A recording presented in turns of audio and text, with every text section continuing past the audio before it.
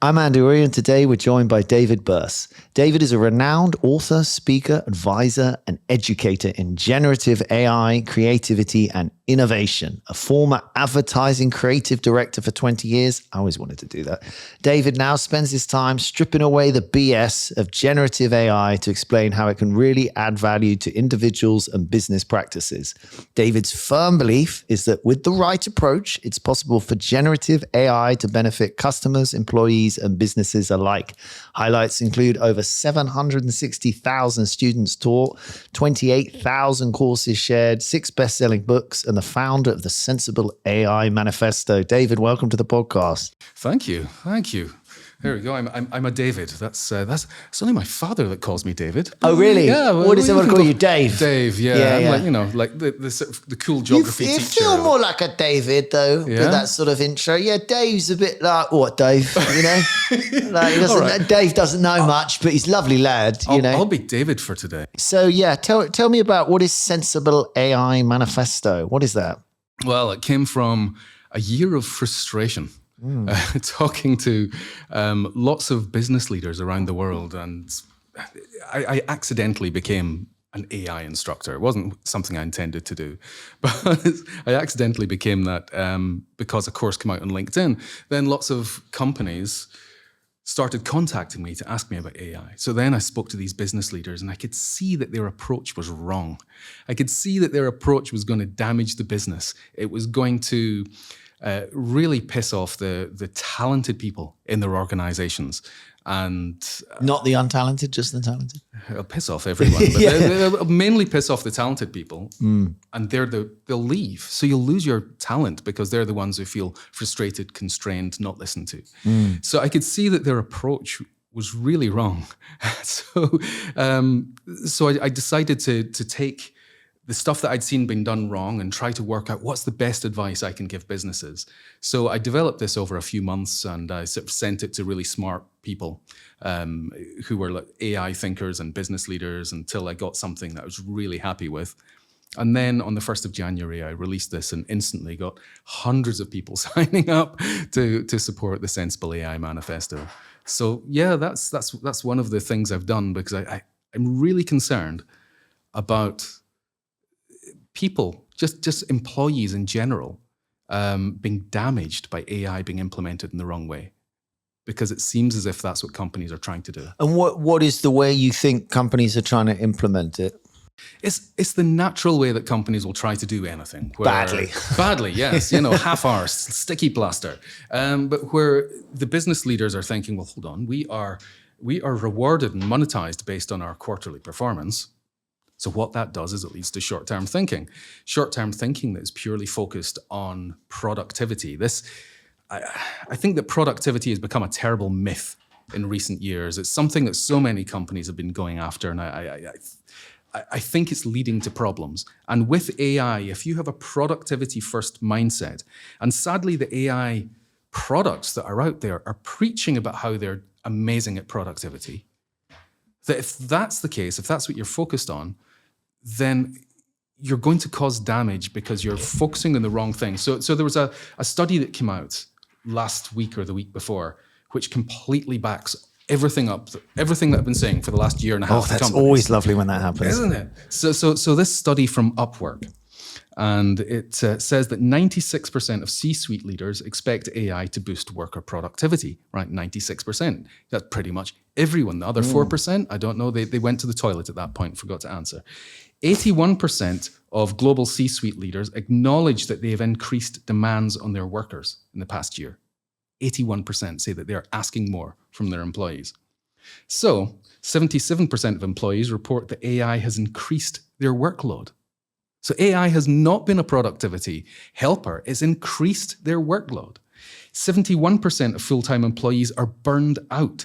65% report struggling with their employer's demands, and 1 in 3 full-time employees are saying that they're likely to quit their jobs in the next 6 months. Yeah, they're shocking stats. I'm always a little skeptical about stats because people love to fill in things like "I'm burnt out," poor me. But let's assume that the message in there is correct. So, what is it about? So they're saying to their employees, right, I want you to use AI, and that's just increasing the amount they have to do rather than I want you to get on with your job? Or Well, it's this misunderstanding that actually AI tools are going to let you do your work faster. You're going to get more done faster. And this was exactly what happened when I started in the advertising industry in the early mid-90s. All the briefs that were coming in were from software companies and tech companies because the internet was new and all of this tech stuff was happening. And all the briefs pretty much said the same thing. It's just like, hey, you can use our software so you can spend more time in the golf course.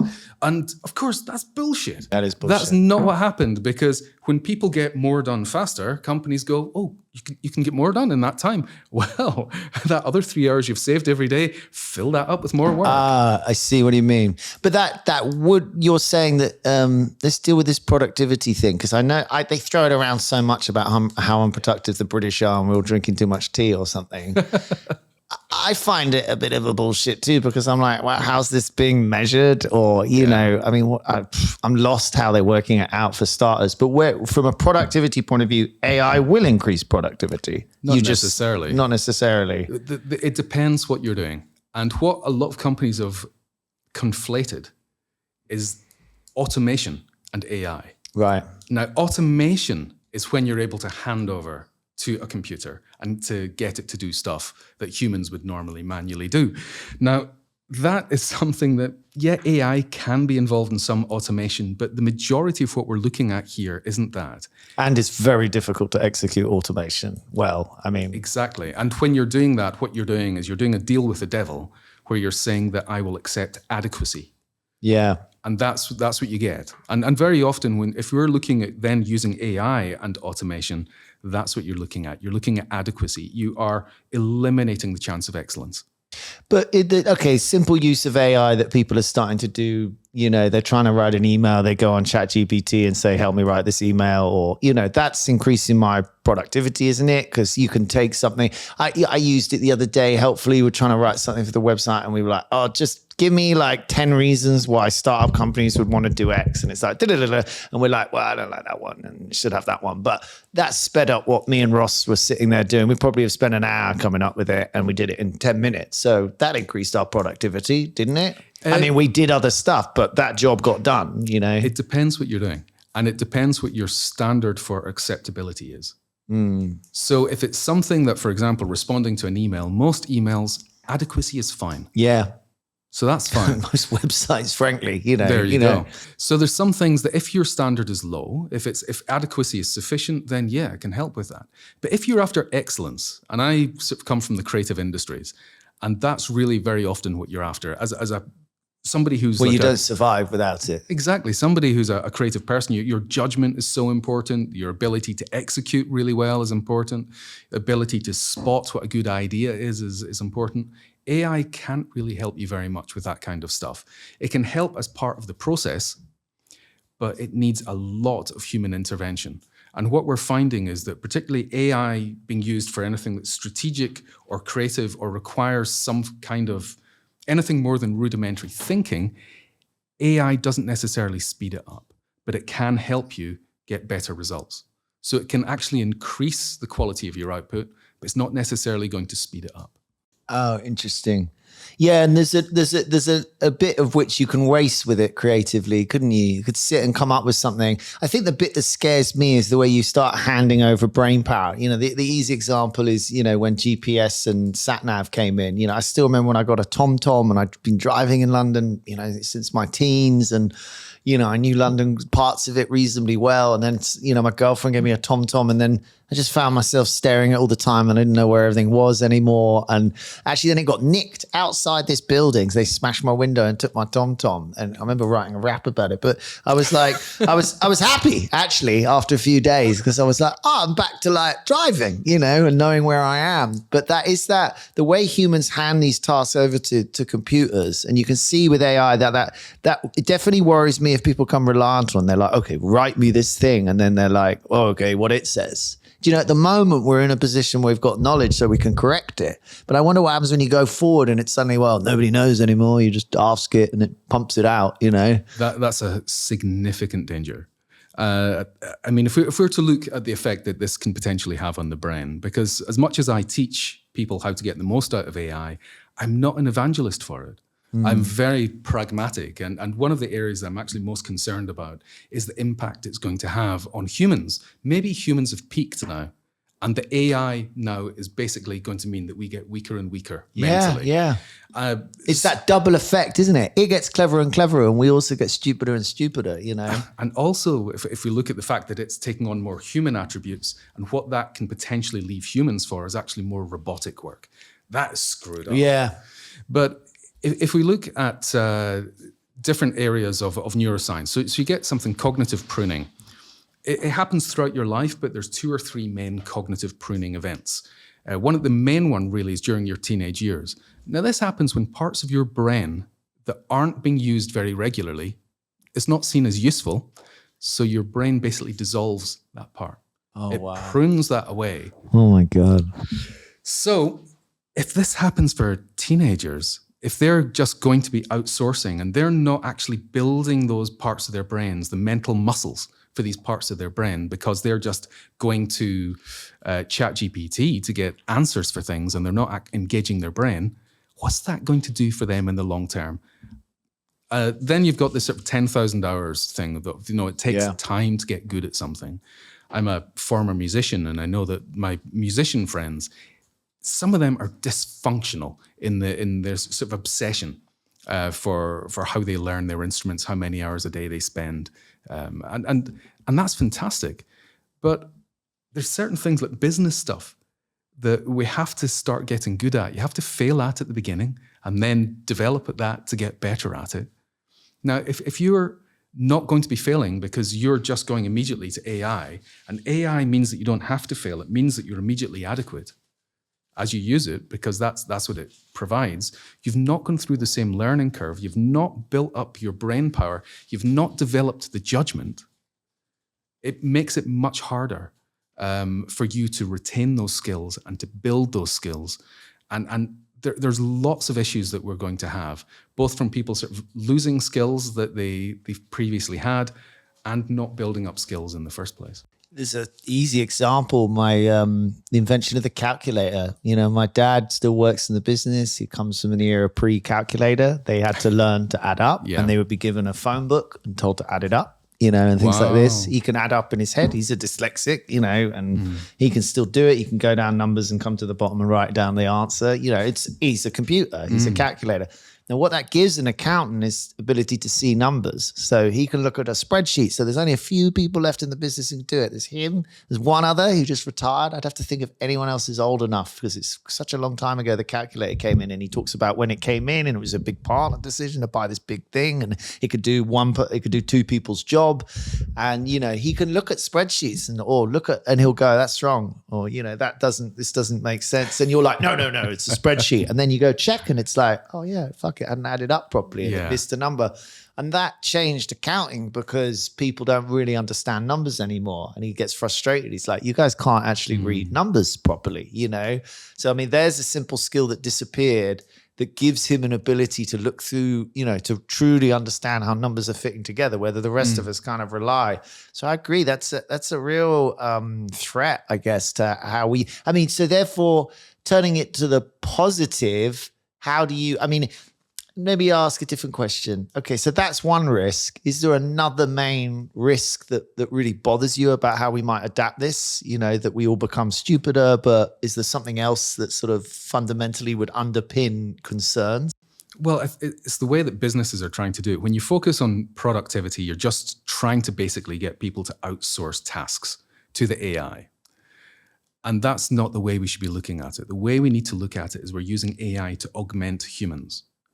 So it's how can we use this technology to make people capable of more than they were ever previously capable of? Superpower, though. Yeah, because that's what good technology is.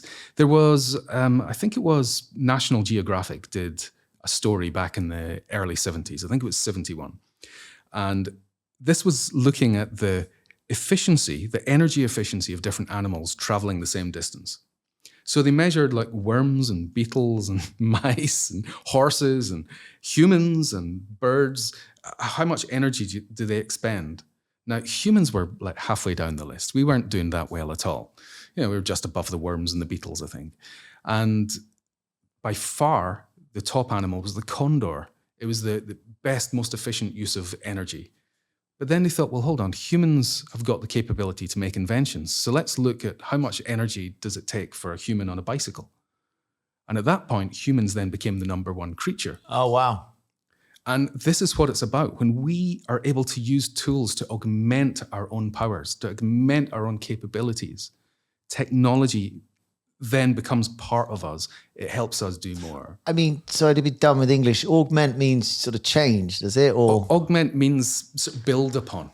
Build upon. Okay. Yeah. So it's like amplifying, I guess, another word. Okay.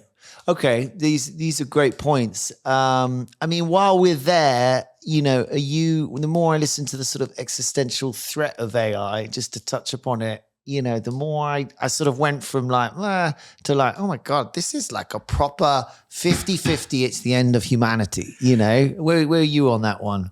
Yeah, but not just for AI. AI is part of it. Yeah, it's the sort of coming together of all these various technologies, isn't it? Once they started saying to me, well, look, if you've got, hyper intelligence, way smarter than us, and then you've got a rogue actor, and then you need to bring in a couple of other forms of sort of overlying encryption from quantum and stuff like this, then, they can just decide, right, we're going to destroy humanity. You know what I mean? Yeah, I mean, there is a book, The Coming Wave by Mustafa Suleyman. He was one of the founders of DeepMind. And this book, you would think from somebody who's one of the founders of DeepMind would be sort of positive about AI. Actually, he's looking at the whole thing and going, look, we've got real dangers here. And he brings together AI with genetics, and the ability now to actually manufacture genetic material. And people are able to do that. You're able to buy the equipment. They're able to sort of do it in laboratories. And his concern is that the power that we have now, that's now almost in the hands of consumers, it only takes one asshole with a grudge. Yeah.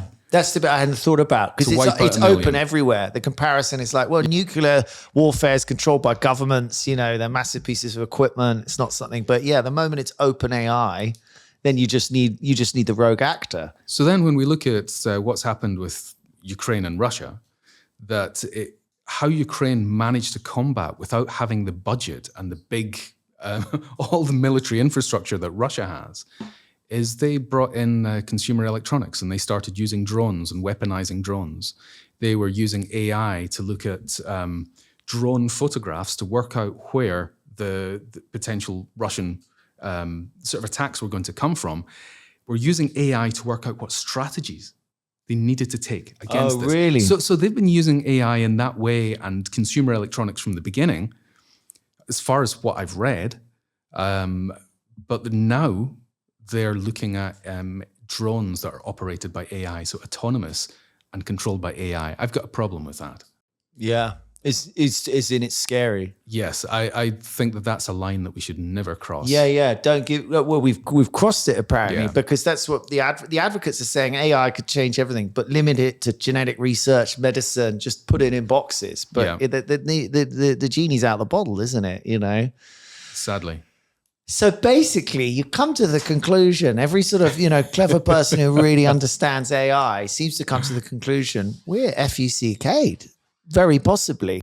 Potentially. I mean, the whole thing is it's just down to these bad actors. At this point, this is where governments should be trying to protect. And they can't. They just can't. They move so slowly. The UK completely dropped the ball on AI. I believe, like everything else, to be honest. It's quite sad where we've headed, but yeah. So it seemed to just distribute the responsibility amongst different departments rather than having like centralized expertise, which I think is absolutely necessary for AI. I think we need to have, it's something I spoke to people in government about 10 years ago when I could see we were having problems with social media.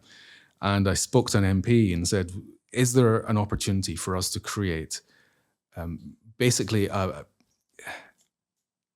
organization, a sort of body that looks at the future and imagines all of the future possibilities, almost the multiverses that could potentially come from this moment, what are the different risks, threats, opportunities here, and what can we do in government to amplify the opportunities and to mitigate the threats. I think it's really important for us to be thinking about that.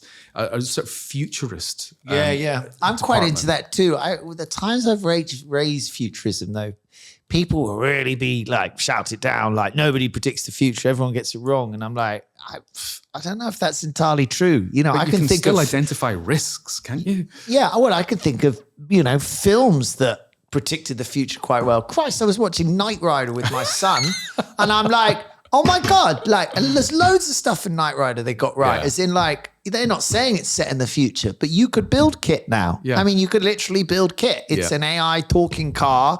It's got these super things that you could put in, blasters and whatever. There's some other stuff in it that I was like, oh my God, like they're actually getting all that shit right in 1981, Yeah, but the most important thing is to have that red light at the front going whoosh, whoosh, whoosh. That's the cool bit. That's what everyone really wants.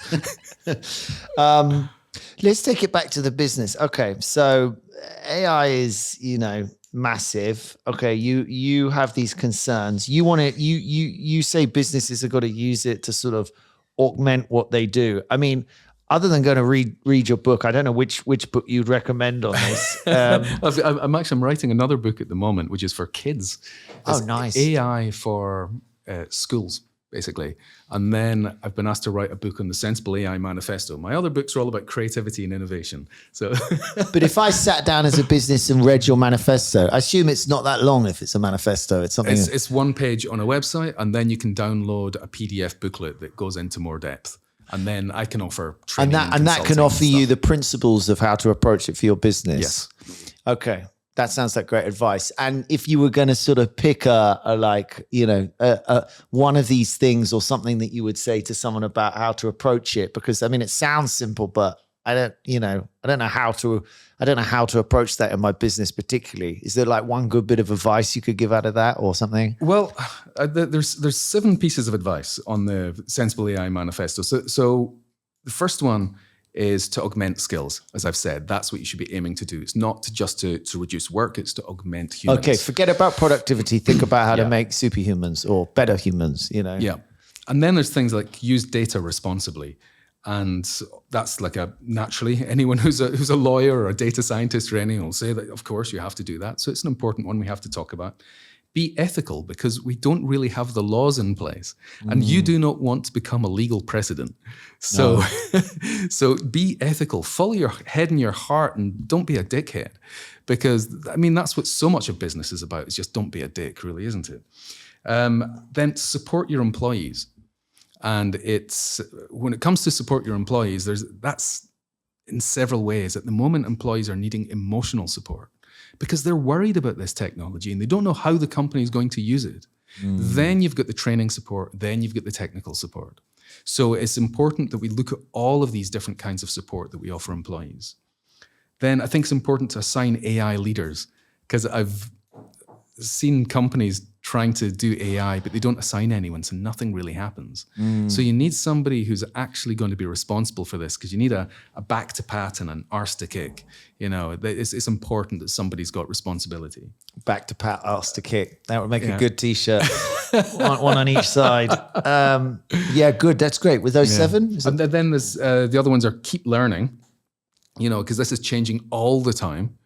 And then always add a human layer. So whenever you've got response from an AI, you've not got your output properly yet. It has to then go through a human brain to make sure that it's accurate, to make sure that it's of sufficient quality, it's of the right tone, all of these things, so that you pass on something that you would be proud of, rather than just, you can't use it as an excuse to say, well, ChatGPT did it, not my fault. No. Nobody's going to let you off with that.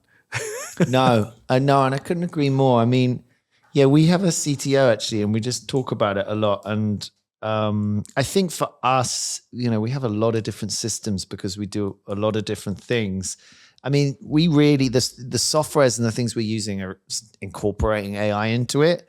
So actually, a lot of it's being done for us, really. We could run around and try and come up with something, as you say, maybe confuse automation in that. But underneath it, it's like they're starting to add these AI tools. So, CCH has added it to this tax thing, but yeah, we tested it. We were like, it's not quite there yet or something, Actually, I think, anyway, but, I think they're coming along. I think they're going to be really helpful in that. Doing tax returns is pretty complicated. If a thing sort of pops up and says like, oh, hey, usually when people do this, there's this thing over here, or, if we thought about this, that's good. As long as it's not like the paperclip from Microsoft years ago. Do you remember? Like, I think you're writing a letter. No, I am.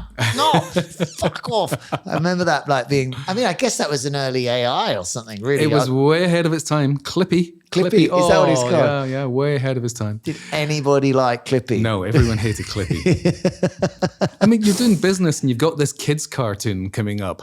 and getting it wrong. Just like, Word still fascinates me how everything just jumps around the whole time. Anyway, well, I think that's very wise and great that you've developed a sort of manifesto to try and, I guess, stop companies buggering it up. Do you think we're well placed for it? Do you think Britain is in a place of this is because everyone's going to be adopting it, but do you think we're going to be any better at it or worse than it? No. Right. So looking at things from a trainer's point of view, I've been providing education for nearly 15 years. And I do that all over the world now. But I tried for years in the UK to make a living really as an educator, as a corporate trainer. And over here, there are lots of problems that we do not invest enough in training. In our cultures, in our companies' cultures, we do not encourage expenditure on training. The attitude to training is box ticking at best. So the companies will get me in and they'll say, oh, how much for a full day's training or whatever else? I'll say, they go, oh, could you do like a 1 hour talk? And they go, because then we can like just tick and it's cheaper. So this real shit approach where they're not looking at it as here's our teams. We have got humans here. These humans are full of potential. How can we unlock the potential of those humans? That is not the way it is. It's just like, it's to an aspect. We're so up for training in terms of like, especially in a professional business. We're like, oh, you want to study that course, you want to do that thing. But our problem is we sell time. Basically, everyone thinks you sell products and stuff, but by the way, all we have is time, and that's what we sell. So when someone comes in to train, if it's a whole day, people's attention spans too, it depends what we're doing, but we're like, yeah, that's a whole day of that entire department doing that thing. But you're right if it's right in the long term, but there's so many subjects to train in, we would do a similar thing. We do it. We no longer go out for training. We find an expert that we work with as well, who's the leading person in the country. And then we say, right, come and give us 2 hours on this, maybe in a few months, give us 2 hours on that, because it's all we can take anyway, So I take your point, but is there not an aspect like that for businesses that are just, we don't know how, if we did a full day on you, then we the employment, we'd turn the workforce off a month a year or something like that. And that, of course, is an issue but you can look at the flip side of that and go, well, how much time is wasted in meetings that are completely useless? That's such a good point. So that if you were then to take that time that's wasted in meetings and put that into training, think of the difference that would make. There was an agency that I worked at years ago, and I coded this. This is when before I can get ChatGPT to code anything for me now, but back in the day, and I coded this thing that you'd be able to tell who was in the room and what their annual salary was. And it didn't bring that up on a board or anything, but from the length of the meeting, you hit a button and it went go. And then you could see the money, how much it actually cost the company, racking up. Yeah. Your billable rate started racking up. And of course, there would be like senior people in the room who are there because, politically they have to be there. And just, oh my goodness, as soon as that was visible. I've always wanted to do that for clients, just as like to see how it changes my meetings. It totally two of changes. us in the meeting and we put our hourly rates and they see that and they just be like, shut up about your holiday. Get to the bloody point. Oh, this answer, I gotta go. Jesus Christ. This is 600 quid. You haven't answered a question. It'd be hilarious to watch that happen. I mean, actually, when you really get down to it, because this is what people do, they try and break the time down is, look, we sell time. It's not a perfect art form. There's a lot of risk. It's very complicated. You have a crack at it. And so it is expensive. You know what I mean? But you also need to have downtime. And that, certainly from somebody who comes from the creative industries, if I was to take a creative department that I was running and go, right, okay, you should be able to knock this out in 2 hours. And then we're going to give you another job that's going to take you 3 hours to do. That'd be an absolute nightmare. I could never get a department to work like that. And instead, what it'd be giving them a problem and saying, all right, I'm going to give you, over the next week, put in this amount of time on it. And because I know that it's important for them to just put stuff to their back brain and not think about it. I would sometimes chuck my creatives out of the office. If I went round and I saw them on Facebook and they would, I knew they were wasting their time. And I'd say, what are you doing? I'd say, looking for inspiration.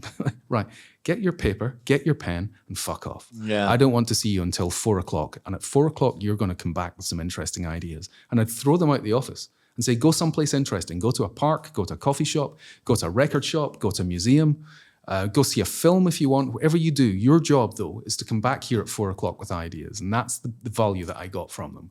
That can't be measured in time because sometimes it will take you 4 minutes to crack a brief and get an idea. And another time it'll take you days. But that's the same that's the same in our job. I mean, to solve a tax problem or solve, people come with simple problem and they just you're like, it's cross-border, it's like 5 different layers.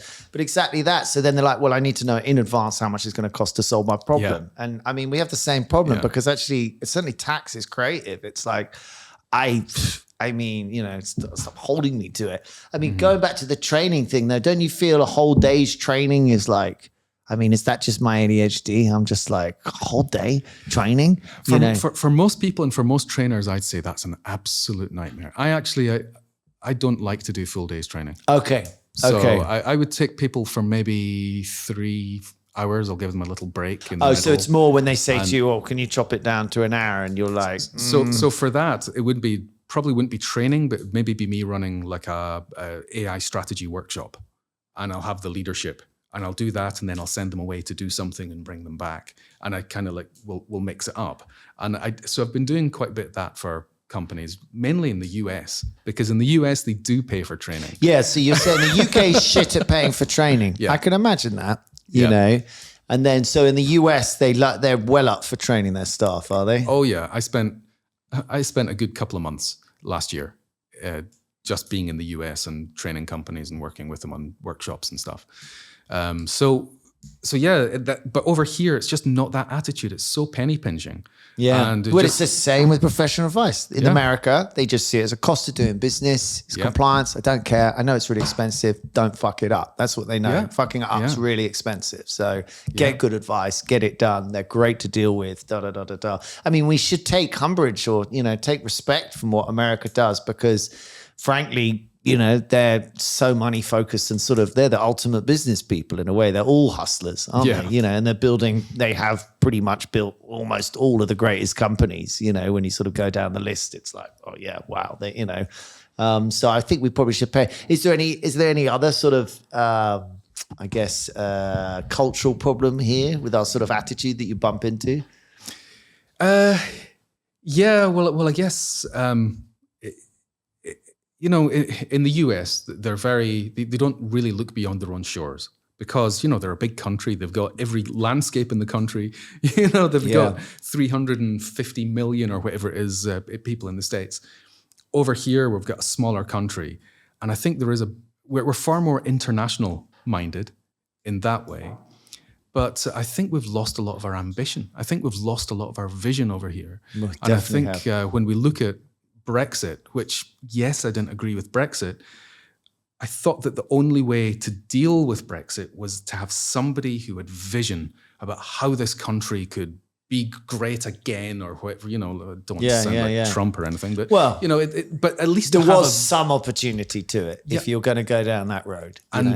and the opportunity has not been taken by anyone to say that here's the country, we want to be the best at innovation, we want to be whatever, put ourselves in the world map. And I think instead the UK is just becoming increasingly irrelevant. This is what I'm sort of hearing on so many levels. Yeah, we've lost vision, I mean, we've reset the government, but I'm not, let's see where it goes. But I agree. I'm so frustrated with it. I mean, I think the things I have learned, and you alluded to it, is there are some things we're really good at and we really need to focus on them and really go for it with them. Now we're this little floating island on our own and not, linked into any huge trading block.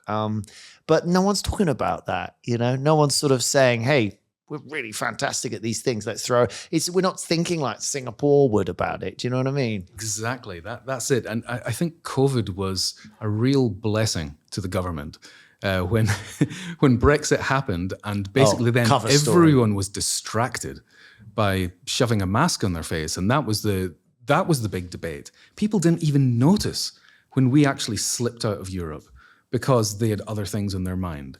And when the economy gets hammered because of COVID, we can't actually see how much of that is actually being hammered because of Brexit. I agree. It was the most bizarre thing I still think about it, that finally, whatever you thought about Brexit, it was like, all right, it's done now. We should stop freaking talking about it because I'm going to go mad.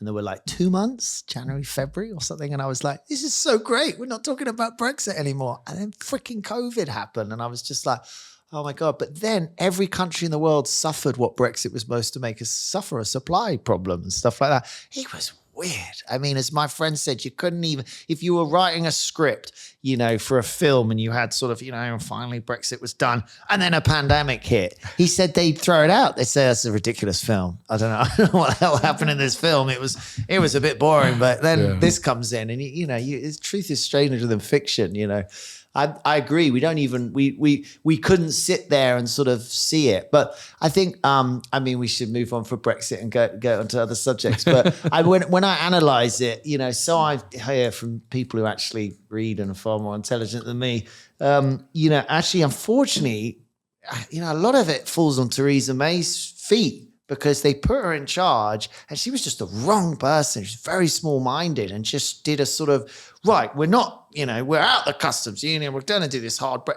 apparently all of that shit was set by her and said, right, that's the direction we're going, which was just like, oh God, it's like, this is just doomed to fail sort of thing. Fortunately, Lynn Truss came along and saved the day. So that's... Do I'm so rebellious that, it was the worst executed plan ever. But I'm not actually completely anti her plan. I think with enough preparation, that it was a vision. Actually, when we're talking about vision, at least it was like a vision. It was like, right, we're going to fucking go for it now. We're going to cut all the taxes, going to go for growth. But it was like, no build up. So it just destroyed the country. And then because what I don't like now is everyone's like, that's obviously a stupid plan because what it did to the country. It's like, well, look, there's different ways we can approach these problems. It wasn't actually a stupid plan. It was just so terribly executed. If you'd spent years building up to it, if you'd prepared the country and said, listen, it's going to be painful, but we have got to get there. To get there, this is how we're going to do it. Because it was a sort of Thatcherite version. It was like, cut everything, go for growth, boom, boom, boom, boom, boom, boom, boom. And now it's like, well, that's obviously a terrible plan. So that's a write-off. So now we're like, all right, let's go the other direction. And it's like, oh my God. I mean, for me, I just wish we'd be more centrist. Every time I talk to anyone at the moment, they're like, oh, I'm so angry Labour's not being even more left-wing or something. And then, my friends are a bit more on the right, they're a bit like, oh my God, can you see, what's coming and stuff like this? And I'm like, can we all just freaking get in the middle, and realize that we can't have the edges. We're so polarized. And I mean, it's even worse in the States, but we are so polarized here, which is why we're seeing these troubles this week. Oh, they're mind-blowing. Which is just, makes me embarrassed to be British. I cannot believe it. But then you read how it's done and you're like, it's whipped up. Yeah. So I think that it's just, people have been battered so much. And you can see this at rise of the right wing that happens. I mean, you just need to look before World War I. It's when there was a depression and people feel that they are not being listened to, they're not being valued, they don't have the opportunities. They feel as if some kind of future has been stolen from them somehow. That then leads to them having this resentment, this chip in the shoulder, and you need a scapegoat. And that's where it feels as if we are at the moment. And it's just this anti-intellectual approach. Rather than trying to work out what the problem actually is, just give me a scapegoat. But isn't it, and it's such an easy one, but isn't it then the problem that the answers are nuanced? It's really, really hard to explain the real answers because they're really complicated, you know? And that's why you need to say, that's why we need to just give intelligent people as much information as they need and time to come up with solutions that we need to respect and follow, because we've signed up to the fact that we've appointed some of our best and brightest people. I mean, I hear, 100 years ago, if you went to Cambridge or Oxford and stuff and were clever, great, on Scholar or whatever. But if you were really clever and a brilliant communicator, you went into politics, they'd be like, you're not just really bright, you can explain shit, so you're for politics. It was like absolutely sort of creme de la creme went into politics, and you just you have career politicians now, you've got soundbite. I mean, why are we sitting doing a podcast? For the simple reason that I just think it's the only place you can discuss anything. You can have a bit of nuance, you can spend a bit of time trying to unpack something.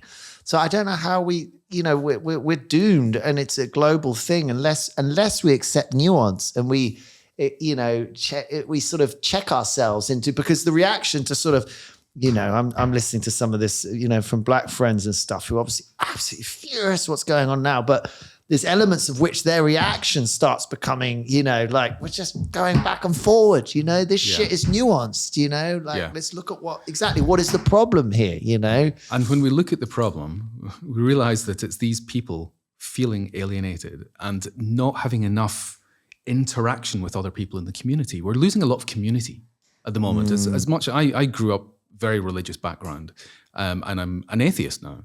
And I actually worry about the decline of the church, because the church is something that it had community at its core. It brought people together. And I think that that's a really important thing, the community and caring for people roundabout. And as that declines and we're losing community and things are happening online, we've got increasing isolationism. We're not built for that as humans. We were always built to be in a group, to be in a tribe. Now, I have an allergy to anything tribal. I can't support a sports team because it makes me feel sick when I see people who with a sort of tribal mentality. Oi, oi, oi. It just, what is that? The more people get together, the fewer brain cells they have collectively. I don't understand. But it's, we are designed to be parts of groups and for caring for each other. And I feel that we have lost so much of that. And it's something I was talking to a neuroscientist friend this morning about AI, going, actually, how can we use AI to build community? Is there a way we can do that? It's something I'm very interested in. It's pretty scary, the world at the moment, man. But, I believe, what can we do to just spread the love? Yeah. So is there anything else that you've written this manifesto, you train people in AI. It sounds very helpful what you do to try and get businesses to use it better. I mean, is there anything else within that is important to raise about AI, or things that you really think about a lot? Yeah, well, I think a lot of people have got a really poor experience of AI. So let's sort of think about people who the first time that they try AI, they'll do something like they'll ask AI, could you write me a poem about a sentient slipper? And it will, and they'll look at it and they go, that is amazing. And I'll tell you why they think that is amazing. It's because they are shit at writing poetry. Now, what happens is that the AI, all its training data, it's basically trained on the internet and a bunch of books. And when we look at the internet, 90% of the internet is shit. Yeah. 10% of it's all right and 1% of it's amazing. So when you do that and you average it all down, you get to something that's adequate. Now, if when you get this adequate poem out in just a matter of seconds, somebody whose adequacy, their level is way below adequacy, they're looking up at this going, whoa, that is great. Then you get somebody who's actually a poet, and I used to do poetry in Radio 4, and I know a bit about it, and I look down at that and I go, that's shit. It doesn't scan properly. It's got really poor use of words. I didn't know. No, I ask it to write raps. Structure. And they're okay, whatever. They're not great. But what? So we've got this thing that it will naturally produce adequacy unless you get really good at prompting. And when you get good at prompting, you can then sort of say, this is what I'm aiming for. This is what I think good is. This is what the information you need to get there. And people don't understand that I'm not saying the AI is like a human, because it's not. It's just an algorithm. It's nothing more than a souped up version of text prediction on your phone. That's really what it is. It's a souped up version of that. It's just working out what is the likelihood of the next word. And therefore it gives you the most likely next word based on your input. So it does this stuff that seems amazing to so many people. But if you learn to prompt properly, you can raise the standard of it. And this is one of the things that I'm really interested in, is people understanding how to write a good prompt, because most of their prompts, they treat it like a search engine. And it's not a search engine, it's a thinking engine. So that's what people need to learn to do. Because even when you say that, I'm like, how, I can never quite work out when I say, look at this website, and then, look at this. I could say, go look at Big Pun's poet raps, and now write me a rap or something. But it doesn't seem to work. So it doesn't work like that. No. But you could put in examples of raps into a prompt. You could write, you could write a few. You could write a really long prompt. Okay. You could put in chunks of raps that you really like. And it would do a much better job, right. But it's not going to be human level, not going to be the level of an excellent human. It won't get there just yet. We're not there yet. So the thing to understand is that when we are briefing, because that's what we're doing, we write a prompt, we are briefing the AI on what to do. We have to have as much information in there as we would give a human to do the same job. So what's the background information they need? We have to imagine that this is an intern that is really smart. You want them on your team in a pub quiz because they have eaten an internet and they've swallowed a library. Yeah. You want them there. They've got so much knowledge, but still they've just started in your organization right now. They don't know anyone. They don't know how you work. They don't know what your expectations are. They don't know what you think good is. They don't know the style you want it to be in.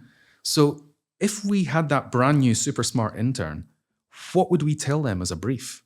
What brief would we need to give them to do that job? That's the information we need to give the AI. And if we don't give that much information, you cannot expect the same results. Yeah, that's great advice. And so how did you mentioned you did a lot of different things. What instrument did you play? I used to be known as Dave and his bag of weird shit. And so when I was a session musician, popular. Yeah. So I would go around studios in Glasgow and Ireland, and I would basically have this big duffel bag, and I'd unzip it, and people would say, "What's that?" And I'd go, "It's a rabab. It's a Middle Eastern violin." And they'd go, "What's that sound like?" I go, "Ying, ying, ying." Okay, what's that? It's an oud. Oh, and great. So I had like world instruments that I'd play. I had electronic instruments I'd built. And then I played like blues. I play like slide guitar and Hammond organ and harmonica and all sorts of stuff. So I played about 40, 50 different instruments. That's amazing. And I was like, okay at lots of different instruments. So people didn't get me in to be a virtuoso. They got me in because I could do so much and that I was really experimental. So that was a recording studio I was working for at one point that the guys who owned the record label came down one day because there was a flat that the bands would stay in attached to the studio. And it was this beautiful studio. We had an old desk from Abbey Road and it was incredible. And they came down and here was me with a 1950s vintage ribbon microphone down the bowl of a toilet, just about an inch above the water.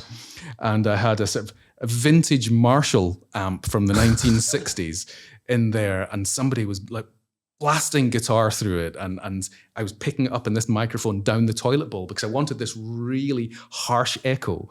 And the producer came down, saw what I was doing, and went absolutely mental at me. I bet though there's loads of times they were writing a song though and they'd be like, oh, it's just missing something. It's like, I know this guy. Scotland's only session stylophone player. Oh my God, that's brilliant. But you've done so many things. You're a radio broadcaster, stand-up comedian. Did these all happen in order or all at the same time? I've done a lot of stuff at the same time. So when I was creative director of one agency, the folk in the agency didn't know that every Friday I co-hosted a breakfast show in Cambridgeshire. No way. So I would do this breakfast show where I would write poetry live on air. People would phone in and I'd basically have like the space of a record or 2 records to write a poem for them. And you sound like a rapper. That's that freestyling stuff, you know? That's how I like to write. So it was big pressure stuff. And then I'd jump on the train, go down and be creative director of an agency in London. But so that was kind of doing things at the same time. And then when I was a musician, I was a musician for a BBC theatre show. So there was a TV series that had gone on the road. And one night I was getting drunk with the writers of the show, or the folk that wrote Rapsy Nesbitt in Glasgow. And, great program. No, it's not. I was getting drunk with them and I started making up these stupid songs, and they were drunk, so their judgment was impaired. And they said, do you want to close the show with half an hour of stand-up next week? And my judgment was impaired and I said yes. And I woke up the next morning with a hangover and the sudden realization half an hour that I had 7 days to write half an hour of stand-up, which is impossible. Wow. But I managed to do about 20 minutes. And the learn following it. week.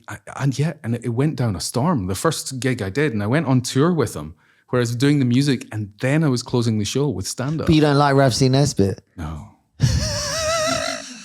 No. Never really was very popular down south. So, you know, I think it was on TV. I've seen bits of it. It was basically really hard to understand. I mean, you know, Brits aren't bad at understanding the whole accents everywhere. Well, but I mean, that was part of the stick, wasn't it? It was. You know, there is that thing in Glasgow. Glasgow is a very separated city. It's like sectarian in that you're either vowels or consonants. So you would get the Glaswegians who were on the vowels side. And then you get the ones that are on the consonant side. And when you bring it together, you get English. And it was sort of, you know, that's where I came from, as a city. Oh, and it was the consonant one in Rapsy Nesbitt. Yes, he was the consonant one. I am a fan, however, of Still Game. I don't know, you know, but again, Glaswegians are often like, yeah, I'm not sure about that program, but I'm like, I don't know if you ever watched it, but that is pretty funny. Yeah, okay. But so where did you get into the AI? You were sort of, where did this happen? Because corporate ADHD.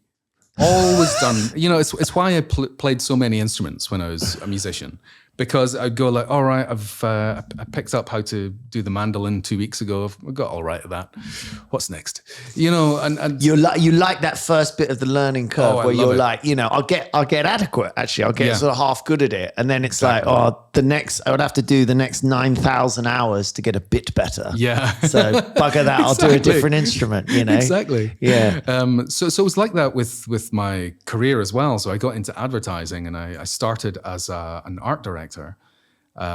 And then I became a writer, and then I became head of art at an agency, and then I became head of writing at an agency, head of copy, and then I became head of technology at another agency, and I've always been flipping around from one to the other, and it didn't do me any favors for a long time because I didn't go deep, like as we're saying, sort of skittering along the surface mainly, getting good enough at stuff. But that actually came into play when I reached that creative director level and I knew everything. I had done everything and I could relate to everyone. And that became really, really useful. And I was then able to open up opportunities. And because I was always looking at the future, what is happening with technology, what are the opportunities, I was able to see things that other people couldn't see. And that, after years of being this jack of all trades, master of none, I then became the person that was able to spot the opportunities, and I then got my value. And I'm always looking at the new stuff to see what's happening. And you know, I'm an old guy. I'm in my 50s, and that was your cue to say no, right? I'm still constantly playing with technology to see what can I do? How can I push this to its extremes? How can I find out how to use this better? How can I play with this until it breaks. And that's kind of what happened with AI. So I had toyed with AI over the last few years. Then when ChatGPT came out, I'd got a reputation for doing some stuff. I'd been doing some art using AI to help me with my art. I do lino cuts and wood cuts, so really old-fashioned printing. And I was using AI to help me create these lino cuts and wood cuts, and I created a series of them, and I was starting to get attention for those. And then ChatGPT came out, and you thought, I'll lower into a toilet bowl. Yeah, my iPad like 2 inches above the water. And it became one of these things that you start to look online, and I realized that what most people were saying was absolute bullshit as people were trying to explain how to use this technology. And I realized that focusing on the technology wasn't necessarily the best way of doing it. We have to understand humans.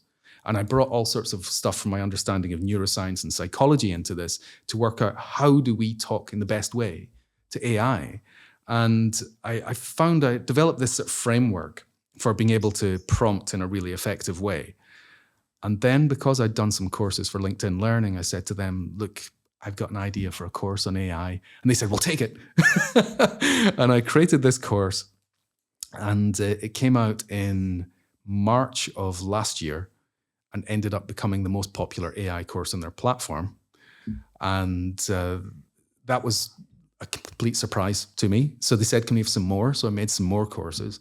And last year, I'd never intended to become like somebody who's focused on AI, but it kind of opened up for me, and I have to So all your books are not on AI then? No, they're on.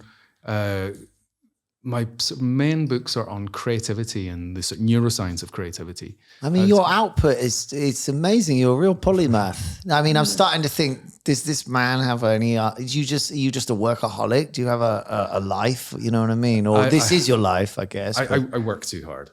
I put in. I have a laptop in my knee a lot of the time, even if I'm not sitting It's the at my sort desk. of you never stop kind of thing, you know? Yeah. But it's kind of because my brain doesn't stop, and I'm constantly curious, and sort of, I probably need therapy for that. Well, a lot of people end up using drugs or alcohol, so it's probably better you didn't do that. Yeah, that's interesting. That's amazing, man. All the stuff you do, amazing. You seem to be able to pick up things, and I mean, it makes you a polymath if you're not aware. But I think it's important not to become an expert. I never want to be an expert. And when people are sort of introducing me, he's an expert on AI. Like, no, I'm an amateur. An amateur is somebody who does stuff because they love it. And has fresh eyes, I guess. They get fresh eyes, and they're curious, and they're able to bring in lessons from other domains and other fields. When you're an expert, you become myopic. And you close down to the other opportunities that can feed into this. So I am not an expert, and I never want to be. That puts a time limit on everything you do, doesn't it? Yes. Okay. So eventually it's going to be like, right, I've done that. I'm going to move on to something else now. I'm sure I will. I mean, I don't know how long I'll be riding this AI pony. Yeah, that's interesting. And actually it relates to, when you get very clever people who are sort of, polymaths and do all these different things. Yeah, I guess there's an aspect to them that they come into a new subject, they're super curious, they turn it upside down, they rip it apart, and then they move on. That's part of their process. But the intelligence allows them to sort of learn about it and adapt to it at a faster rate than normal, And challenge it. And I think that's an important thing. When you're an expert, you're no longer challenging as much. You're taking so many assumptions. I don't have any assumptions. Yeah. And I'm willing to just... Oh, I hate it when people won't change their view, when people sort of like, the way it works. Who knows the way it works, man? Yeah. The way it did work or work once, you know what I mean? That's fascinating. And is there a long-term goal then out of this? You've got what I really want in life, or you just things come along that you find curious and you get into them? I'm just constantly curious, and I will go wherever my curiosity takes me. And I'm still absolutely fascinated with the human brain. That to me is the most important thing. So how do we get the most out of humans? So when I'm looking at AI, it's not how do we get most out of AI, it's how do we use AI to get the most out of people. Mm-hmm. That is the real riches. And that, I think, gives me quite a different approach to this from most people who are looking at AI. And I think that putting AI in the hands of the CTO and saying that's your responsibility because it's tech is a huge mistake. Because CTOs are not focused on getting the most out of people. And the problem is when we are then looking at even the COO, Chief Operating Officer, looking at AI is looking at productivity only. And again, that is a mistake. There needs to be a new kind of role here in a company to understand how to bring AI in. And there's going to be two ways of doing it. One is actually using the tools, and the other is the technology is going to be put into the products, as you're saying. So some of the products you're already using are getting AI built into it. So there's that side as well. So there's two sides to it. One is like using it as a tool by yourself, and the other is it's just going to be built into tools you're already using. And, is there something in your life that you've tried lots of different things? Is there something you've really been really cocked up or really got wrong? Yeah. Oh, I could look at my whole journey through the world of work as just cock up after cock up, where I get bored of stuff and I almost like self-sabotage, or I've been fired and all sorts of things. I've been requested to move on. It's fine. But a lot of that is because I make the mistake of thinking that places want change. So when they bring me in and they ask for change, and then I start to try and do something, then they resist it.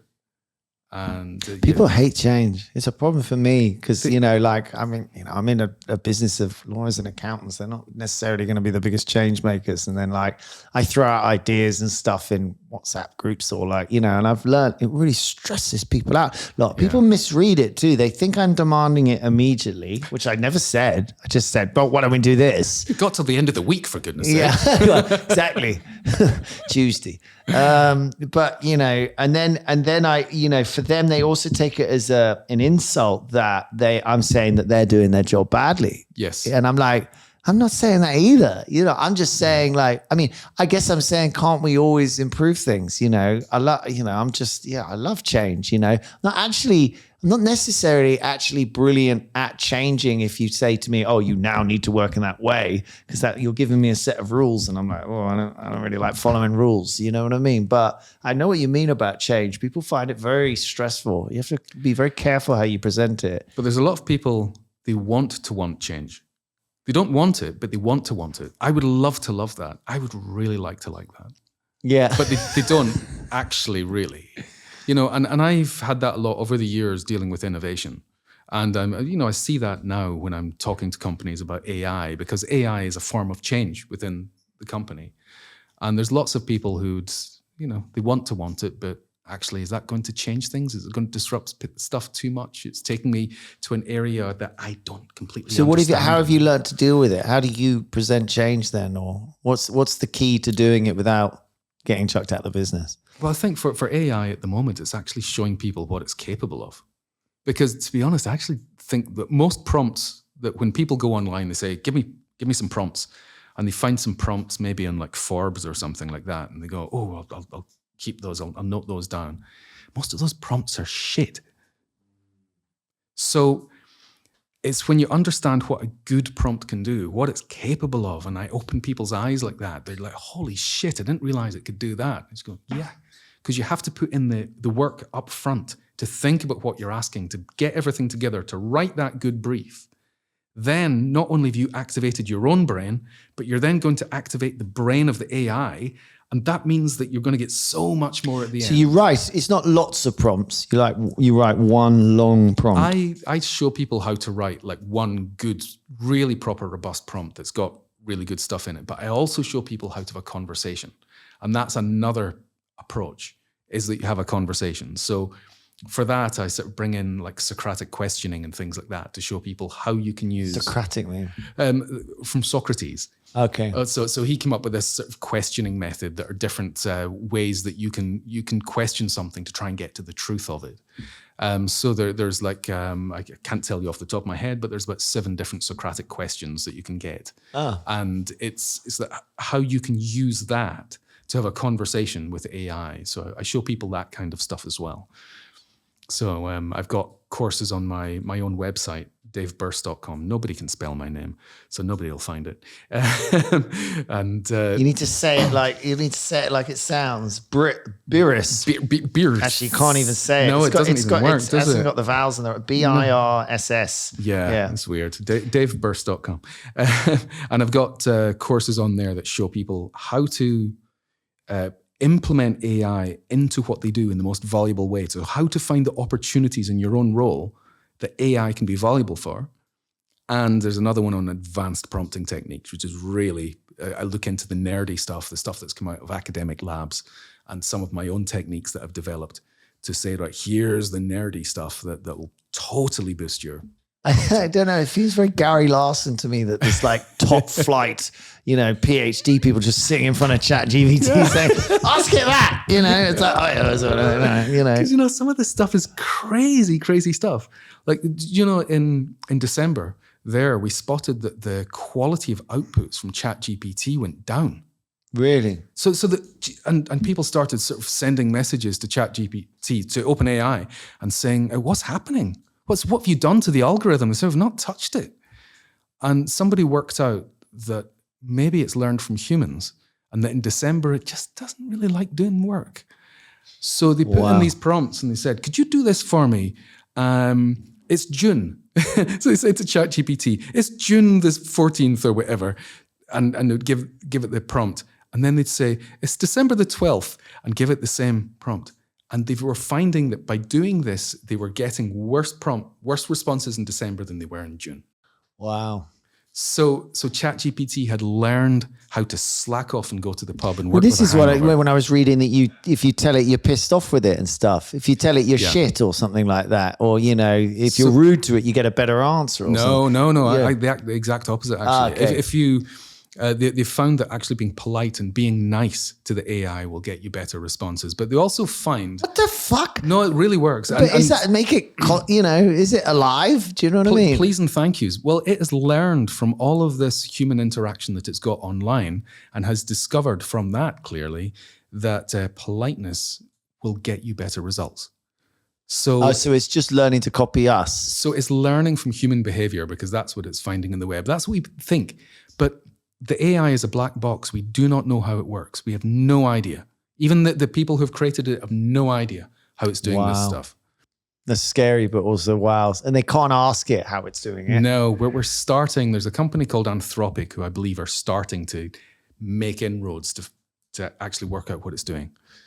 But Jesus. So we're having to do these little experiments. But I mean, the way even those things you've said really means that, if AI get the keys to the drones, we're buggered. Do you know what I mean? Because it could just decide whatever, There's something, I don't know how true this is, because there was some bullshit going around about how the American military had been doing experiments with AI. But the story that came out of this, so this may be bullshit, I don't know, was that they had done a test on it to say, right, AI battlefield condition.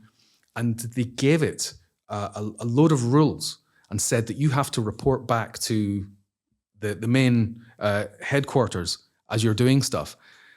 And basically what in this test, the AI did in this hypothetical scenario was the first thing it did was destroyed the headquarters so that it had freedom to do. That is the story. So that's the story. But I don't know how true that is. But it's one of these things that we have to understand. People died? No. This was this hypothetical scenario. But the I mean, it's smart. Yeah, exactly. So we have to understand that it can think about things in different ways, solve problems in ways that don't have human assumptions attached to them and don't necessarily value things in the same way that humans do. Yes, that can be an issue. I don't believe that the AI has the potential at the moment of becoming sentient.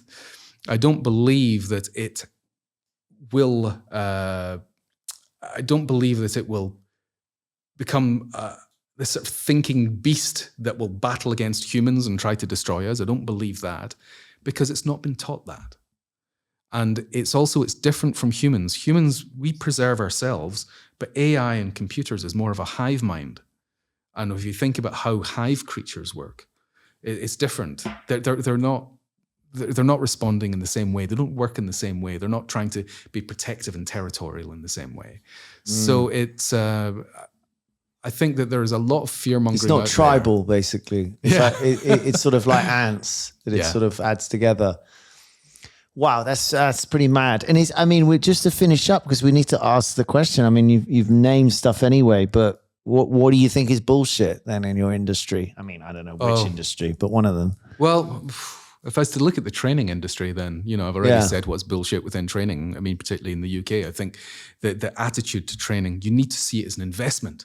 And you're investing in this. You want the best product, the best 100%. Trainer. Why would you want anything less? And I think that the attitude to training is really, really weak. But if we were to look at AI and what's bullshit, I think that the majority of AI products are trying to sell themselves as productivity tools in that sense. And I actually think that the majority of them aren't. And we need to just readjust our expectations and our understanding and the way that we use these products, and understand that these tools are not going to fix the stuff for us. We need humans to be part of this. And I kind of liken the best way to do it as it's like a lasagna. So you've got the sheets of silicon for the AI when you're trying to solve something. And then you've got the layers of meat. That's us. Our brains get involved. So you get brain meat in between. And it's us working in collaboration with the AI is going to get us to more. But people are thinking that if you automate it and you take out the meat and you just hand it over to the AI, we've got a danger at the moment where we're looking at AI agents as a future. So the agents basically means that they will be able to take on a bigger role that humans can do. So and basically plan their task and then execute it. The problem is that you're taking out the meat layers, and the meat layers are where the value is. Yeah, I really agree. Maybe it's also you're missing the bechamel corporate bullshit sauce that's poured over everything and just fucks it all up. It's like, hey, this is working really well. Have a bit of that. Okay, you've been absolutely brilliant, mate. What an interesting conversation. So we're going to get back down to the fun bit. We're going to ask you some simple questions where you should know the answer, hopefully. Quick fire round. DQ the music. And what was your first job? Farmhand. I learned to drive in a combine harvester. Wow. At the age of 14. That's like when you're little. That's like the ultimate machine. It's so big. I didn't even know we had any in these countries because our fields are so small. They feel very American. Brilliant. And your worst job? I think that was working in a car showroom. I was a marketing assistant in a car showroom, and well, I've got to say, working with a bunch of bell ends, it just wasn't my thing. People who are very into sales are not always the best. Favorite subject at school? The thing is, probably computing, but the funny thing is that actually what I've made a living out of is words and art. I hated my English teacher that I had at secondary school. He was like the most despicable human being he's one of these people. Actually thinking about him still makes me angry, and I'm in my 50s, for goodness sake. I should be over that. You're dyslexic too, so that's going to give you that disadvantage. But it's funny, you do poetry stuff. So many rappers and stuff are dyslexic, It's a sort of misunderstanding. My mum's always like, but darling, you were so terrible at English at school. Why have you ended up like, I'm like, I don't know. I think that's quite common sort of thing. Yeah, I think it's like people who are a bit socially stunted make really good screenwriters because basically they're used to replaying in their heads the conversations they should have had. Oh, wow. What a thought. That's a fascinating one. What's your special skill? I think it's learning new stuff. I'm just my incessant curiosity. I think that if there's any superpower, that's my superpower. It's just I can become ridiculously interested in Victorian guttering. I could, or sort of which microbes are active when you've got yeast in bread. That kind of stuff. I will be absolutely fascinated with that. And the thing I'm constantly battling with myself is not to go too far down the Wikipedia rabbit hole, but to pull myself back. I was about to say, I mean, I'm a huge fan of Wikipedia, because it's just exactly that. You can get into these subjects, can't you? You know, you're a good reader though, underneath it.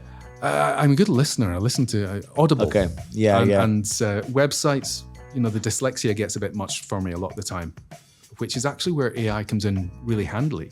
So you can actually use AI then to say, right, summarize this web page, pull out the most important points. I'll occasionally do that when I'm doing research, like for a book or something. And then I'll go back and try and check the places in the text where it actually was, and trying to work myself back even further to where the actual source of the information is. But yeah, I'm constantly devouring in some way, through my eyes or through my ears. And obviously through my mouth too much. And what did you want to be when you grew up? A vet. Did you? Yeah. You love animals? I loved animals. Farmhand? Yeah, that was it. And that was why I worked on the farm, was because I wanted to be a vet.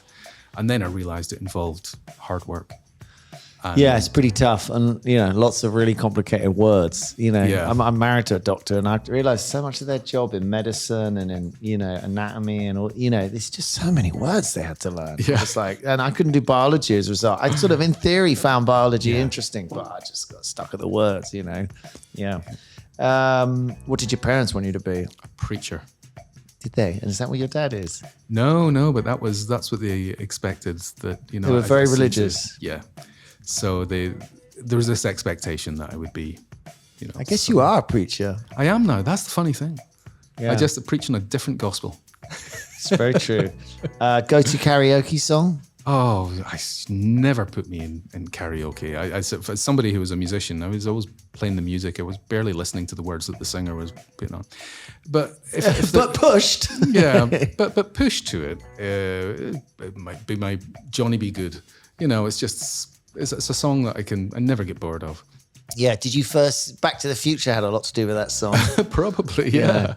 In fact, I think that's what they just did. Coldplay just got him on the stage. Michael J. Fox for that. But anyway, what's your opinion on the office dog business or bullshit? It depends on the dog. And how's he done? Your dog in the corner there is absolutely terrific. That's perfect temperament for an office. Yeah, he's good. He's good news. Luckily, we don't have any rats down here, or it'd be a bloody nightmare. I remember taking to him a client meeting, saying, "Oh no, he's brilliant. He's always really great." And they were in the basement of this place in East London, and Romeo went in, and he was just like, there's rats, there's stuff here, and it was a nightmare. And they were like, you said he was, it was a really embarrassing situation. But they was like, because I was like, yeah, you've got rats or something in this building, and they were like, and I was just like, okay, you don't, and my dog's an asshole. Whatever you want. You said you've been fired. When were you fired? I was fired by an agency in Scotland. Now, what happens in advertising is you work in a creative team. So you're a writer or an art director. Now, I lost my writer. So I'd been an art director, and I couldn't find a writer in Scotland. So I'd been advised, maybe you become the writer and find an art director, because they knew I could write. So there we go. I thought I'll do that. So I got this guy in who was supposed to be this hotshot art director. He'd won a bunch of awards. And the first day he started working with me, I realized I'd made a mistake. So we got this brief, and he's like, Dave, come up with an idea. And I come up with an idea, and he goes, that's shit. Come up with another one. I'm like, oh right. So I said, give him another idea. Really? You think that's good enough? He started putting me down like this.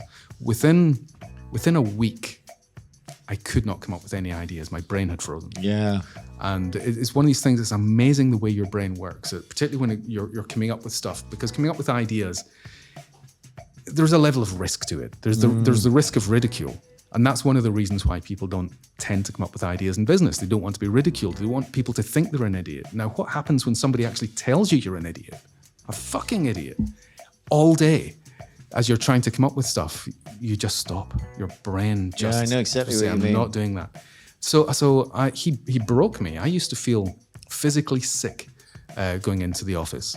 So within a month, I was called up to the boss, and he said, you're not doing your job. And he fired me. And I then found out this guy had been telling lies about me as well. Yeah, I bet. So it was like, oh shit, he completely fucked that up for me. The brilliant thing was, I got fired on the Friday morning.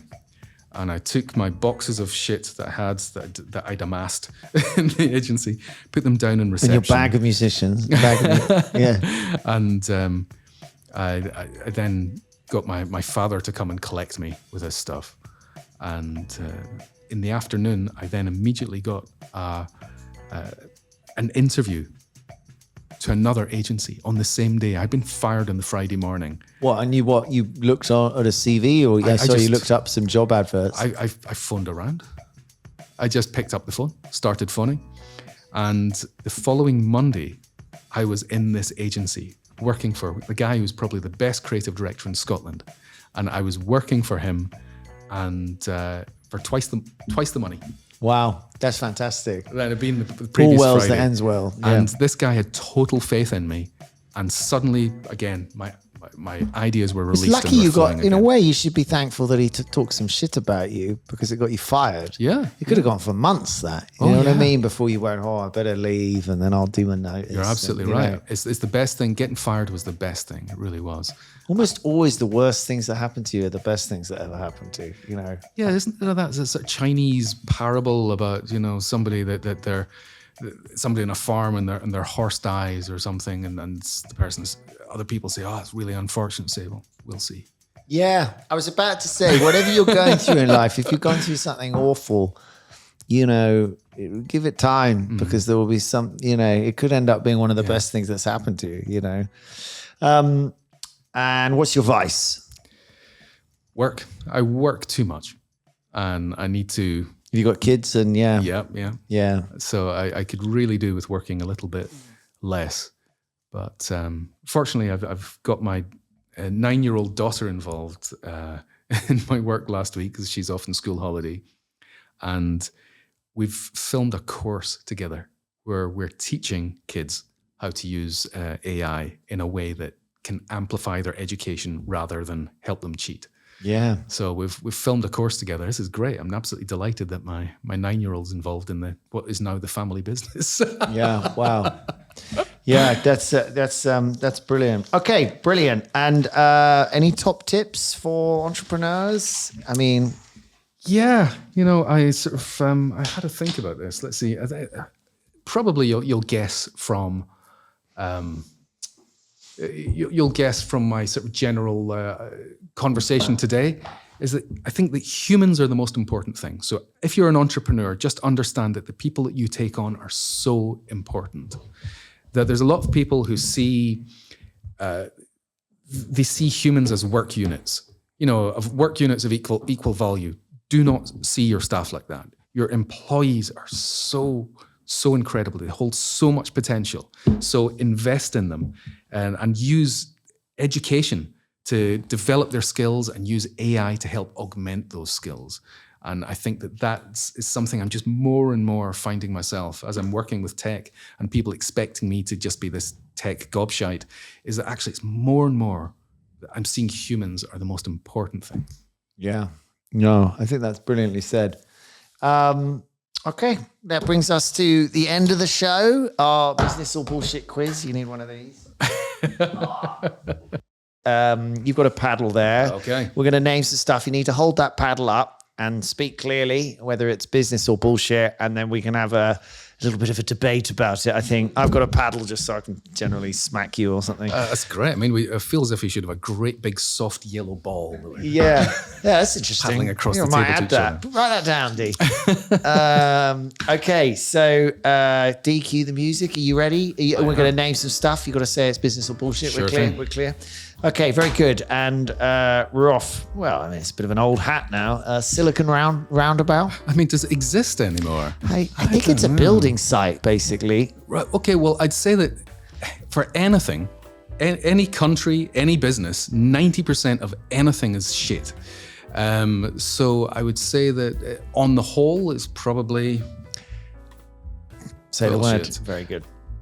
Client lunches. Oh, business. Yeah. I think that this is something that sadly has gone away. This building relationships with your clients. Everything these days, because of procurement, has just become so freaking cold. where it's just, this is a business. You know, when people use that term, oh, it's nothing personal, it's just business. Everything's fucking personal. Yeah, I so agree. Don't give me that. So absolutely, I think client lunches are really important. And I work from home, so I don't get to do them. And I think that phrase is an American phrase, you know, it's not business, it's personal, because I think in their culture, they do have a concept of removing morality as long as it's legal, in terms of the sort of like how you make your money, as long as you can get around legal corporate law. Exactly. Leave your ethics at the door when you come in. Yeah. Just over there with the umbrellas. This is about making money. And I mean, it's one thing I'm still proud about in this country is I'm like, that doesn't roll here. Yeah. It is not okay to screw me over if we've got a relationship. You know what I mean? You talk to me. And I think we're getting more of that. I think we're getting more of the litigious, legalistic approach. And I think that procurement is making things a bit more difficult. Certainly I've found in the last few years. Apparently the whole lunch culture is because tax was at 98% and it used to be deductible. So everyone used to buy each other lunch. Oh, let's go for a nice lunch, you know, because it's 98%. The government's basically paying for it. May as well get the deduction, you know. And then entertainment stopped being deductible, I don't know, whenever the 70s or something, so the 80s. So since then, it's sort of been dying out, you know. See. So I was like, okay. Also, tax rates join. I'm not sure that's a good question. Let's do another one. Are you aware of these R&D tax credits? Have you been involved in these at all? I think that from my perspective, I don't think enough people actually use them or know about them, but I don't know what the flaws are of them. I think that the government should be encouraging innovation in some way. Yeah, they've kind of buggered it all up, if I'm really honest. Yeah, I mean, they were a grant operated by the tax system, and it was quite good. And then actually, they started getting enough people using them, and then there were a load of people committing fraud. I always struggle with this. They're always like, "Oh, there's these fraudsters over there," and everyone's like, "Oh, this is outrageous. We've got to get rid of it," or whatever, or like, you know. And I'm like, surely when you design a system, you just need to accept that there's going to be 2% fraud or whatever. Do you know what I mean? There's always these arseholes. So, you know, you could design the system as well. So what they've done is made the system more difficult, made it harder to claim, made it, you know, and that's just screwing the 98%. So it's a bit of a shame what's going on. They're saying, oh, it's really important. But to be honest, at the moment, the only good news that's happening at the moment is the revenue are losing in court. They just lost a big case because they've just basically been trying to say nothing's R&D unless it's like, you know, change the world or something, which wasn't what it was about. You know, it was about saying, if you're trying to problem solve within your knowledge, you know, and you're expanding your knowledge and you can't get it out of ChatGPT or Google, then that's R&D. I don't know if it'd work for me. This is interesting because I'd say that probably 50% of what I do is R&D because I'm experimenting and trying new stuff out. But your problem is that they don't allow basically creative industries, your social sciences and stuff. So if it's creative, they don't allow it. Even teaching. You can't really sort of put R&D down for that, probably not. Well, the other thing is it's got to be for the benefit of your trade that you've either got to fail or sort of create something, you know? You'd be an interesting one to look at. I think teaching probably fits under social sciences though, or something like that. There's annoying ones like that. Dress for success. Yeah. He's got the bullshit out. Yeah, I'm a sort of jeans t-shirt kind of guy, and you know, it's the way. It's amazing to see that the richest business people, the most successful business people of our time, do not wear suits, shirts. I cannot wear a shirt and tie. I feel so uncomfortable. I'm just doing this the whole time if I'm wearing a shirt and tie. So, but if you go and see a bank manager and he's in shorts and a t-shirt, you know, and there's a limit where you're like, oh, that's a bit weird. You go and see a doctor and he's sort of wearing pants, you know, and a ripped t-shirt or something. I wouldn't feel so comfortable getting on a transatlantic flight if, you know, the sort of they're all in jeans. Yeah, sort of scruffy pilot scratching his balls as you're sort of getting into the airplane. No. Firefighters turning up, you know. I mean, it's sort of a bit weird, isn't it? You know, they knock at your door. So I think, but maybe that's a different question. That's the concept of a uniform, isn't it? Yes, but the dress for success thing, there's a psychological thing that happens when people get into the clothes. There's a lot of people, they'll wear something at the weekend, but when they're wanting to get into business mindset, they get into business clothes. And yes, that works for some people. It's not something that works for me or matters for me, because I'm always at the periphery and always trying to challenge. So the idea of getting into a mindset is the opposite of what I want to do. It certainly helps. I mean, certainly I go from douchebag idiot to like, and you put a suit on and then you look yourself in the mirror and you're like, oh yeah, maybe like I do a job or something. Let's go to work. So you're a normal, reasonable person when you get out of this. Is this what you Anything but. I mean, put it this way, none of my friends really, they love saying to people, they'll say, what do you think this guy does? What do you think, and they just, people guess for like an hour and I'm like, I'm an accountant. Yeah, I'm a spy. I'm a spy, yeah. Some of them. I'm convinced one of my friends is a spy. I really am convinced. And then I asked her and she said, oh, I was asked by, she gave me this answer that was like, oh, I was asked once by MI5 or something. I was like, that's a weird answer. Yeah. Do you know what I mean? I was asked by MI5. I don't work for that. I work for the Russians. Yeah, no, maybe. She speaks lots of languages. She's just very clever and not. And I was thinking, I'd hire her. She's like, that's the thing. You wouldn't hire a spy that's like James Bond, would you? I'd hire like a clever lady who looks anonymous, who's like super, sort of can blend in. Anyway, golden parachute. That's one of these things. It depends, doesn't it? Sometimes, I mean, I'm not a fan of paying people off because they're shit, to get them out of the company. So I'd say I'm not even sure. What is a golden parachute? Yeah, it's like we kick you out with lots of money. Yeah, that's what I see it as. I think that's pretty bullshit. But it's one of these things, there's always going to be exceptions to that rule. I'm a big fan. They do this in some countries. I don't. And I know they want to change the employment law here, which they're just going to make it a nightmare. And, I'm sure employees are like, yeah, more rights and stuff. But it's like, it's actually fairly well balanced at the moment. I don't really mind most of it, but if they do like the immediate rights for employees, what I never get is it's so complicated once someone's been there for more than 2 years to end someone's employment. And they should just do a simple system which exists in other countries, which is you give them a year a month they've been here, pay. So I've been here 12 years, I've got to give you a year's pay. Do you know what I mean? It's so simple and it just sort of sorts things out. And I think they would then cap it a little bit. But you're basically saying to someone, look, you've been here a long time, John. I'm going to give you a year to find a job. Here's your money. Go and have a chill out, make it tax free, whatever. And then you get efficiency. I think when you're talking about when we talk about problems in business in this country, actually, although the productivity thing is kind of like a really confusing red herring within business, I think making business efficient in terms of its interaction with stuff like, saying to someone, well, actually, we're wasting a fortune on this whole hiring, getting rid of employees, going through, tribunals and stuff and everyone arguing and things. Let's just set up some simple rules, or someone mentioned the planning process is ridiculously slow now. We should focus on making that more efficient. There are loads of these examples if we sat down and looked at them to say, well, what actually is making businesses inefficient is these sort of ridiculous interactions and bureaucracy. So just fix that. And, what's the loss, Anyway, you feel the same? Yeah, I mean, if the whole thing kind of frustrates me because it's leading to just this disparity of wealth, where the rich become richer, the poor become poorer. And I think there's an injustice.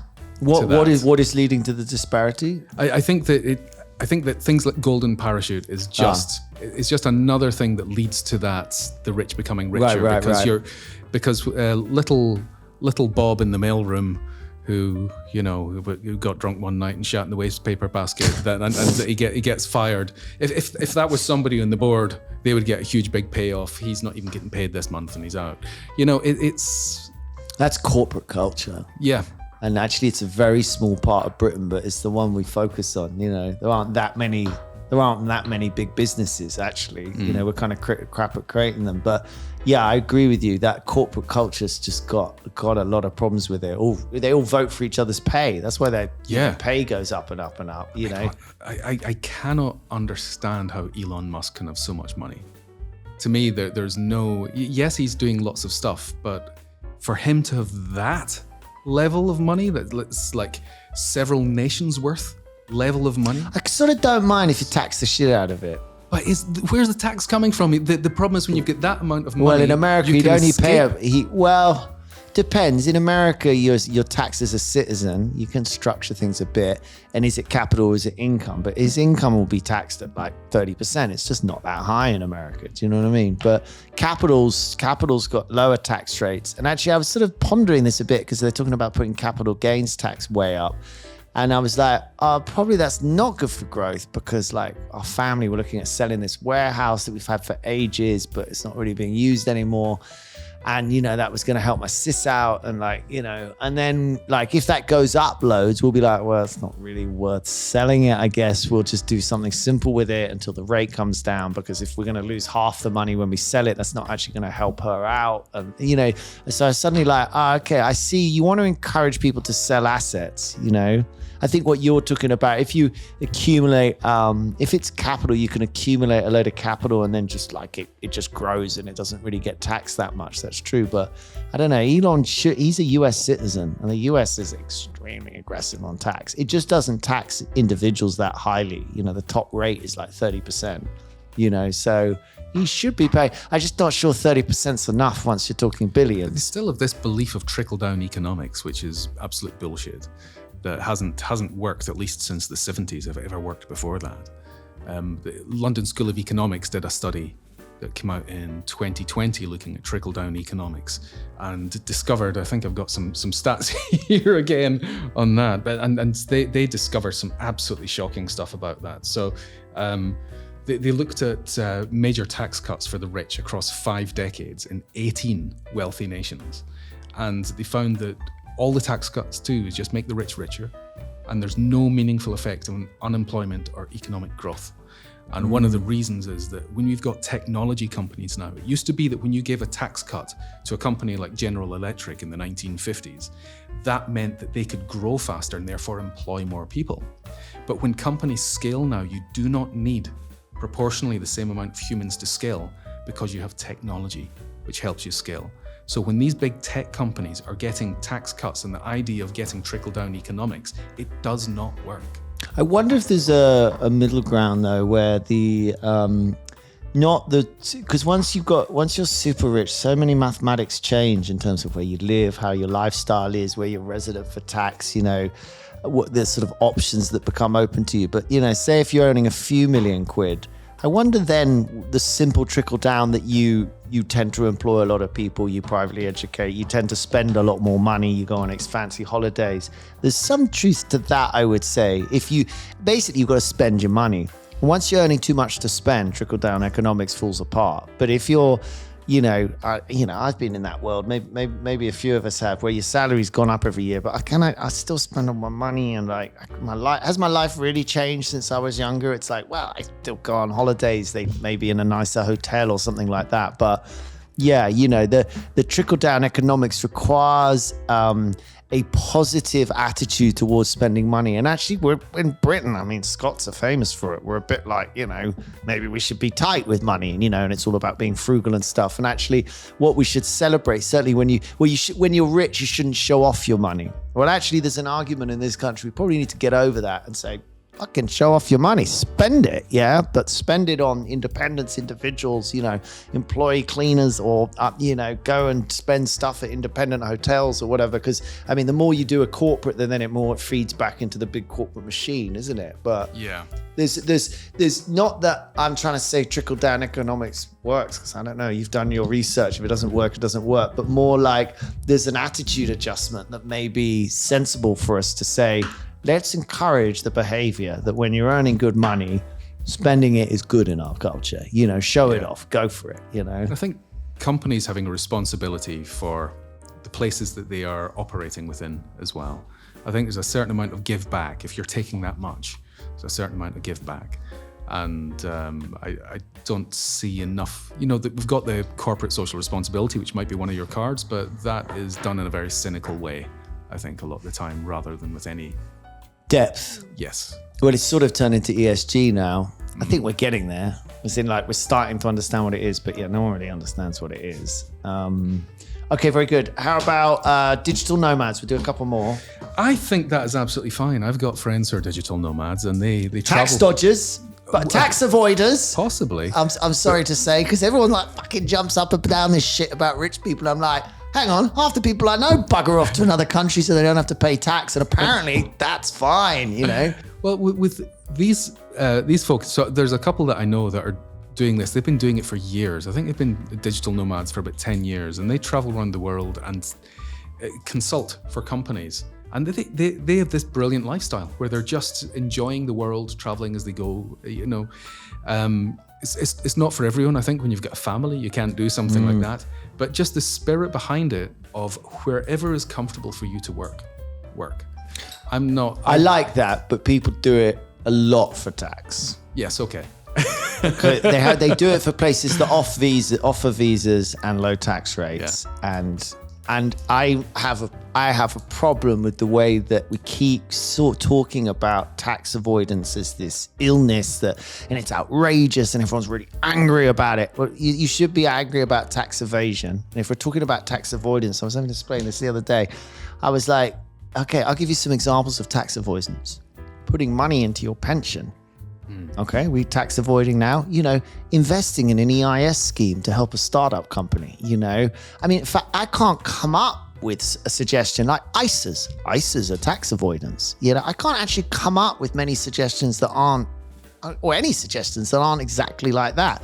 Incentives within the system encourage you to look after yourself or help other people or whatever. So I just, it's my own problem, but I've got a bit of a bugbear about sort of, you know, can we like talk about tax avoidance properly, you know, in terms of that's not an evil thing. And yeah, digital nomads, I'm kind of all for it, but can we accept that's tax dodging, you know? Yeah. And if we're honest about it, you know, it's as naughty as anything. All right, let's do TikTok.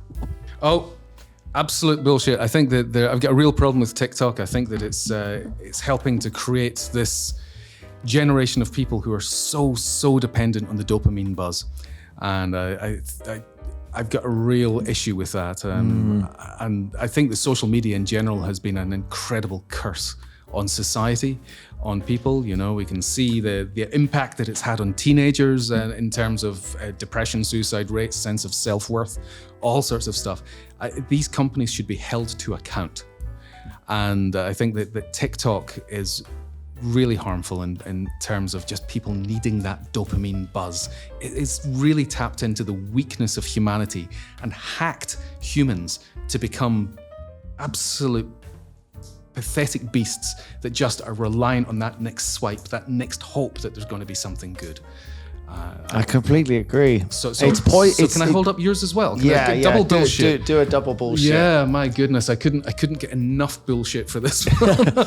It's poison. It's poison for our minds and everything. I mean, I'm an advocate for like it should be illegal if you're under 16. You know, no access. You know, and then I don't think you should be able to comment or like anything until you're like 21 or something, because on the basis that I don't want to be influenced by kids. No disrespect, but adults should be influenced by adults. You know, I want people who have grown up to be telling me whether something's good or not. You know, there should be some bar. So, you know, maybe there's a period of which, and it'd be interesting how much you enjoy it if you can't. But yeah, I think it's deeply worrying, social media, and I don't think we seem to have a strategy to combat it at all. No, I think we're going to suffer from it. I think it's caused its harm, and I think over the next few years, this dopamine dependence is something that's going to be difficult to deal with. I mean, the only upside I've noticed is everyone's very ripped now. And I'm sure that's to do with Instagram and stuff. I'm sure everyone's like so worried about how they look. They're all down the gym and everyone's gone health mad. So there's that aspect, you know, it's probably created a bit of that. But yeah, I mean, I saw someone, I think even on this podcast, someone said, yeah, I think you should ban it. And all the comment, you know, people are really like, you know, oh yeah, bloody nuts. You know what I mean? It's like, shut up. You know, like, you know, people getting wound up at like, you can't do that. It's like, no, I'm sorry. A bit like parenting. At times, it's the responsibility of government to say, this is poison. I mean, these things need to be stopped. Let's like, you know, stop doing this and put a law in place. I don't care if you like it. You know, we like almost everything that's bad for us, don't we? You know? That's the problem. It is a sugar high. Dee, can you tell me, does this, do you put snippets of this on TikTok? We do. You do? Right. You're watching this right now on TikTok. I just want to tell you that you've got a problem. I want you just to take a minute. I want you to not swipe, but instead close the app. Put your phone down. Give yourself 5 minutes of silence. See how bored you can become, because boredom is a beautiful thing. It does things to your brains. It helps you come up with better ideas. Boredom is something that you are missing out on because you are desperate for that next dopamine buzz. Don't do it. After 3, put the phone down. 1, 2, 3. Great. That was beautiful. Yeah. That was beautiful. Good thing the recording run. Well, Dave, I've got to give you an absolutely brilliant score. I think you've been a fantastic guest. I think you've smashed the quiz. So I'm going to score you with 62,312. Wow. Thank you. That's a cracking score. Scientifically worked out, of course. So thank you, Dave, for doing this. Thank you. Yeah, where can people find you? Any final words? I hide out under my own name. Where if you search for me online, Dave Birss, BIRSS, if any police officers out there, Bravo India, Romeo, Sierra, spell my name correctly, or you do get some things you don't want to see on an image search. And if daveburss.com, Google me, I'm all over there. And on my website, I've got courses to help you understand AI and how to use it in your role that you already have. And I've got stuff on LinkedIn and LinkedIn Learning. That's really where I hang out most. Well, thank you, Dave, for doing this. So that was it. That was this week's episode of Business Without Bullshit. We'll be back with our quiz, Business or Bullshit, on Thursday. Thank you, Dee. Thank you, Dave. Thank you, Romeo. Until then, it's ciao.